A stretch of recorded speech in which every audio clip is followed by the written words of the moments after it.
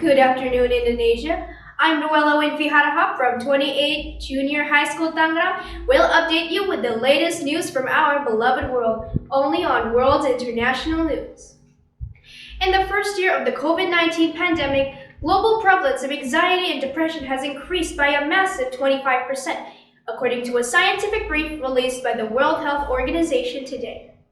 The brief also highlights who have been most affected and summarizes the effect of the pandemic on the availability of mental health services and how this has changed during the pandemic. Concerns about potential increases in mental health conditions had already prompted most countries surveyed to include mental health and psychosocial support in their COVID-19 response plans, but major gaps and concerns remain. The information we have now about the impact of COVID-19 to the world's mental health is just the tip of the iceberg. This is a wake-up call to all countries to pay more attention to mental health and do a better job of supporting their population's mental health.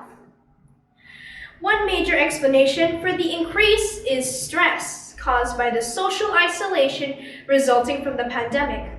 Linked to this were constraints on people's abilities to work, seek support from loved ones, and engage in their communities. Loneliness, fear of infection, suffering, and death for oneself and for loved ones. Grief after bereavement and financial worries have all also been cited as stressors leading to anxiety and depression. Among health workers, exhaustion has been a major trigger for suicidal thinking. The pandemic has affected the mental health of young people and that they are at risk of self-harming behaviors.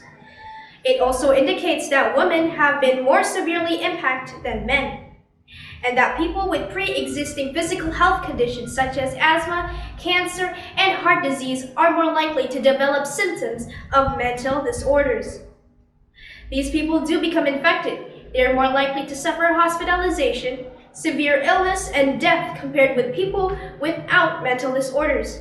People with more severe mental disorders such as psychosis and young people with mental disorders are particularly at risk.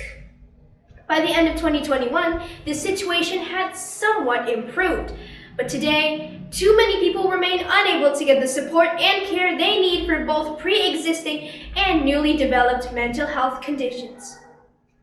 Since the early days of the pandemic, the World Health Organization and partners have worked together to develop resources in different and multiple languages and formats to help different groups cope with and respond to the mental health impacts of COVID-19. The World Health Organization produced a storybook for 6 until 11-year-olds.